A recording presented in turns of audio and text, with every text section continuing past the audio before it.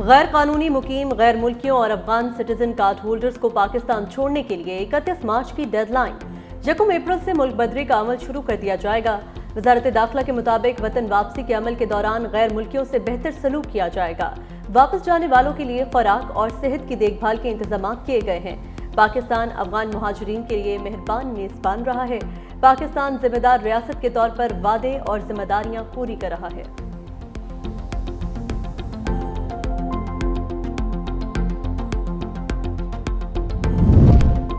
F B آئی نے پاکستانی شہری کو سلامتی کے لیے خطرہ قرار دے کر امریکہ سے نکال دیا۔ 56 سالہ سید رضوی کو 25 فروری کو بے دخل کیا گیا۔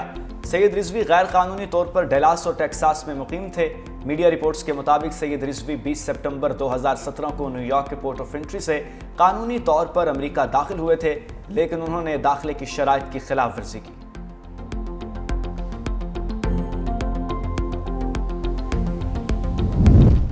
دہشت گردی کے خلاف جنگ میں پنجاب پولیس بھی سیکیورٹی فورسز کے شانہ بشانہ پنجاب اور خیبر پختونخوا کی سرحدی چوکی پر ایک اور حملہ ناکام بنا دیا۔ 15 سے 20 خارجی دہشت گردوں کا سرحدی چوکی لکھانی پر سحری کے وقت اچانک حملہ، راکٹ لانچرز اور بھاری اسلحے کا استعمال۔ پولیس اہلکاروں کی فوری جوابی کارروائی، مشین اور مارٹر گن سے فائرنگ کر کے دہشت گردوں کو چیک پوسٹ سے دور ہی روک دیا۔ بھاری جانی نقصان پہنچنے پر دہشت گرد فرار ہو گئے۔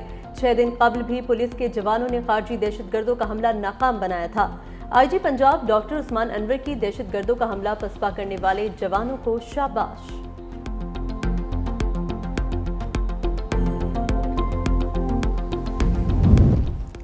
سی ٹی ڈی کی پنجاب کے مختلف شہروں میں کارروائیاں، 10 دہشت گرد گرفتار۔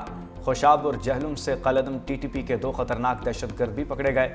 دہشت گردوں سے دھماکہ خیز مواد، آئی ای ڈی بم، ڈیٹونیٹر، پمفلٹ، نقدی اور موبائل فون برآمد۔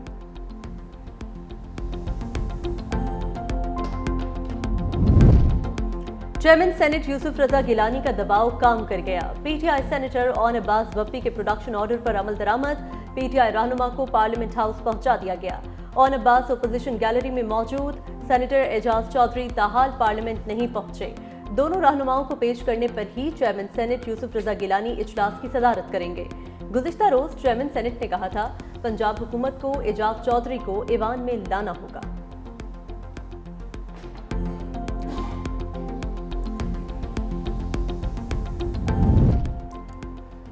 ریاست مخالف منفی پروپیگنڈے کی تحقیقات، تحریک انصاف کے 25 افراد 11 مارچ کو دوبارہ طلب۔ سلمان اکرم راجہ، رؤف حسن، فردوس شمیم نقوی، محمد خالد خورشید خان، میاں اسلم اقبال، محمد حماد رضا کو نوٹس۔ اون عباس، عالیہ حمزہ ملک، محمد شہباز شبیر، وقاص اکرم، کنول شوذب، تیمور سلیم خان اور اسد قیصر سمیت دیگر کی بھی طلبی۔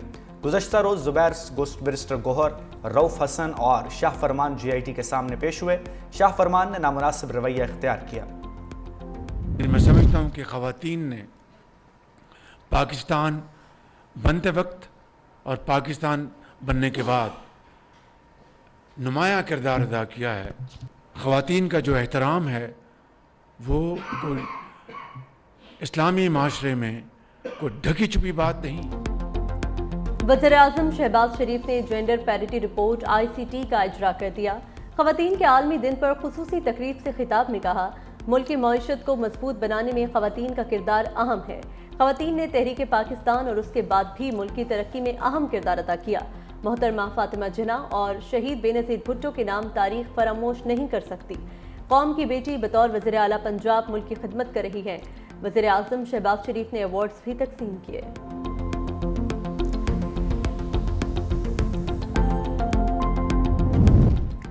اسلامی تعاون تنظیم کی غزہ کی تعمیر نو کی حمایت۔ سعودی دارالحکومت جدہ میں اسلامی تعاون تنظیم کے وزراء خارجہ کا اجلاس، رکن ممالک نے عرب منصوبے کی حمایت کر دی۔ اجلاس میں پاکستان کی نمائندگی وزیر خارجہ اسحاق ڈار نے کی۔ سیکرٹری جنرل او آئی سی نے کہا، فلسطینی عوام کے جبرن نقل مکانی جیسے بیانات کو مسترد کرتے ہیں۔ وزیر خارجہ اسحاق ڈار کا کہنا تھا کہ پاکستان فلسطینی بھائیوں کے ساتھ کھڑا ہے۔ اسرائیل فلسطینیوں پر مظالم بند کرے۔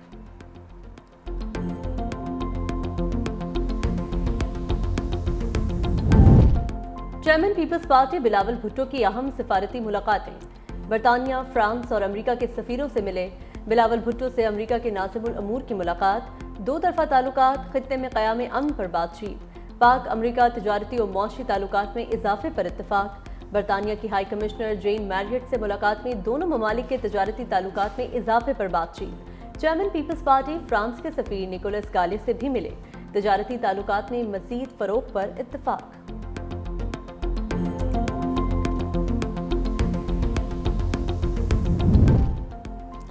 پی ٹی آئی حکومت کے وزیر دفاع شہباز شریف کے مشیر داخلہ مقرر۔ نئے کابینہ ارکان کو وزارتوں کے قلمدان مل گئے۔ طارق فضل چودھری پارلیمانی امور، علی پرویز کو وزارت پیٹرولیم، حنیف عباسی کو وزیر ریلوے کا قلمدان تفویض، مصطفیٰ کمال کو national health services regulations and coordination کی وزارت مل گئی۔ طلال چودھری وزیر مملکت برائے داخلہ اور نارکوٹکس کنٹرول، عقیل ملک وزیر مملکت برائے قانون و انصاف مقرر، سید تقیر حسین شاہ مشیر برائے وزیر اعظم آفس، محمد علی کو مشیر برائے نجکاری لگا دیا گیا۔ پاکستان کا آئی ایم ایف کا کاربن لیوی لگانے کا مطالبہ ماننے سے انکار۔ حکومتی ذرائع کے مطابق آئی ایم ایف نے پیٹرولیم مصنوعات، کوئلے اور کاروں پر پیٹرولیم لیوی 60 سے بڑھا کر 70 روپے فی لیٹر کرنے کی تجویز دی۔ انٹرنل کمبسشن انجن والی کاروں پر فیڈرل ایکسائز ڈیوٹی بڑھانے کا مطالبہ۔ حکومت نے کاربن لیوی کا مطالبہ مسترد کر دیا۔ ایف بی آر کی کاروں پر فیڈرل ایکسائز ڈیوٹی بڑھانے کی حمایت۔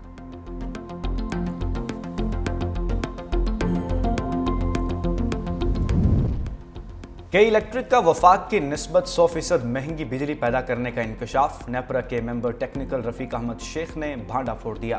کے الیکٹرک قومی گریڈ سے 9 روپے 60 پیسے فی یونٹ بجلی لینے کے بجائے 18 روپے 63 پیسے فی یونٹ میں اپنی بجلی بنا رہا ہے۔ کے الیکٹرک کی بجلی کی مجموعی فروخت میں 6.6% سالانہ کمی۔ صنعتوں نے کے الیکٹرک سے بجلی خریدنا کم کر دی۔ ممبر ٹیکنیکل رفیق احمد شیخ نے کہا، این ٹی ڈی سی کے پاس اضافی پیداواری صلاحیت موجود ہے۔ کے الیکٹرک نیشنل گریڈ سے سستی بجلی خرید کر صارفین کو مہیا کرے۔ آئی ایم ایف کی سندھ حکومت کی معاشی کارکردگی کی تعریف۔ سندھ کو تعلیم اور صحت عامہ پر فنڈز بڑھانے کا مشورہ۔ سیکرٹری خزانہ سندھ فیاض جتوئی کی آئی ایم ایف وفد سے ملاقات۔ ذرائع کے مطابق وفد کو سندھ ریونیو بورڈ کی کارکردگی سے آگاہ کیا گیا۔ سندھ نے رواں مالی سال کی پہلی شش ماہی میں 264 ارب روپے کا سرپلس دیا۔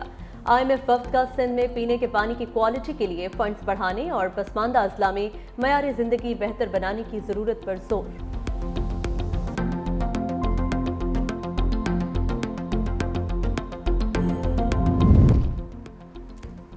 ملک میں پانی کا سنگین بحران۔ تربیلا اور منگلا ڈیم ڈیڈ لیول کے قریب پہنچ گئے۔ عرصہ نے صوبوں کو خبردار کر دیا، پانی کی تقسیم کا نیا ضابطہ جاری۔ مراسلے کے مطابق ربی سیزن کے باقی عرصے کے لیے پانی کی 30 سے 35% قلت کا تخمینہ ہے۔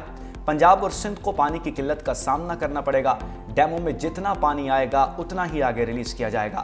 مزید بارشوں کی صورت میں صورتحال بہتر ہونے کا امکان ہے۔ ماں، بیٹی، بہن اور بیوی، خاتون کا ہر روپ بے مثال۔ پاکستان سمیت دنیا بھر میں خواتین اپنی اہمیت منوانے کے لیے زندگی کے ہر شعبے میں سرگرم۔ پاکستانی سیاست میں خاتون اول آصفہ بھٹو زرداری، وزیر اعلیٰ پنجاب مریم نواز سمیت کئی خواتین کا بھرپور کردار۔ صدر زرداری اور وزیر اعظم کا اپنے اپنے پیغام میں خواتین کو بااختیار بنانے کے عزم کا اظہار۔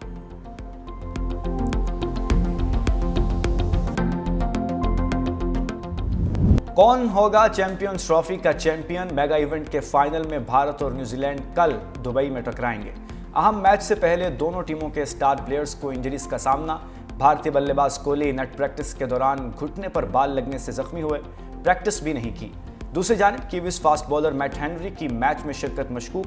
میٹ ہنری جنوبی افریقہ کے خلاف میچ میں کیچ پکڑتے ہوئے زخمی ہوئے تھے۔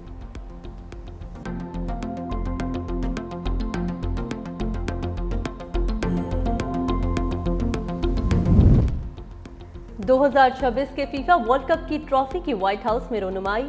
صدر ٹرمپ نے ورلڈ کپ کے لیے ٹاسک فورس کے قیام کا ایگزیکٹو آرڈر جاری کر دیا۔ میڈیا سے گفتگو میں کہا، فیفا ورلڈ کپ کے لیے بھرپور تیاریاں جاری ہیں۔ فیفا کے صدر نے کہا، فٹ بال ورلڈ کپ اولمپک سے بڑا ایونٹ ہے۔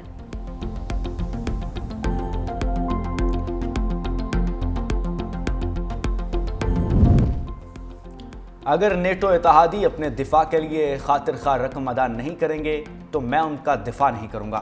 صدر ٹرمپ نے نیٹو اتحادیوں کے دفاع پر سوالیہ نشان لگا دیا۔ اوول آفس میں صحافیوں سے گفتگو کرتے ہوئے امریکی صدر نے کہا، میرے گزشتہ صدارتی دور میں نیٹو اتحادیوں نے زیادہ اخراجات کیے، لیکن یہ اب بھی ناکافی ہیں۔ انہیں زیادہ ادائیگی کرنی چاہیے۔ اگر وہ پیسہ نہیں دیں گے تو میں ان کا دفاع نہیں کروں گا۔ ٹرمپ کی یوکرینی صدر سے جھگڑے کے بعد روس کو بھی دھمکی، کہا جب تک فریقین امن معاہدے کے لیے تیار نہیں ہوتے اس وقت تک روس پر پابندیاں عائد کرنے پر غور کر رہا ہوں۔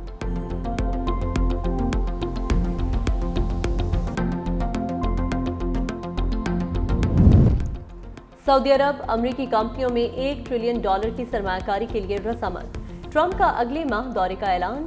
وائٹ ہاؤس میں میڈیا سے گفتگو میں صدر ٹرمپ نے کہا، سعودی عرب نے کہا تھا اگر وہ امریکی کمپنیوں میں $1 ٹریلین سرمایہ کاری کریں گے تب دورہ کروں گا۔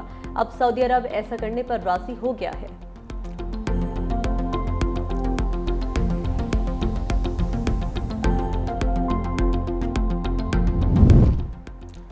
امریکہ کے ساتھ براہ راست مذاکرات کا کوئی امکان نہیں۔ ایران کا سے جواب۔ ایرانی وزیر خارجہ نے کہا جب تک ایران پر امریکی پابندیاں برقرار ہیں تب تک جوہری مذاکرات نہیں کریں گے۔ ابھی تک صدر ٹرمپ کی جانب سے جوہری پروگرام پر مذاکرات کا کوئی خط نہیں ملا۔ گزشتہ روز صدر ٹرمپ نے کہا تھا جوہری معاہدے کے حوالے سے مذاکرات کے لیے ایرانی قیادت کو خط لکھا ہے۔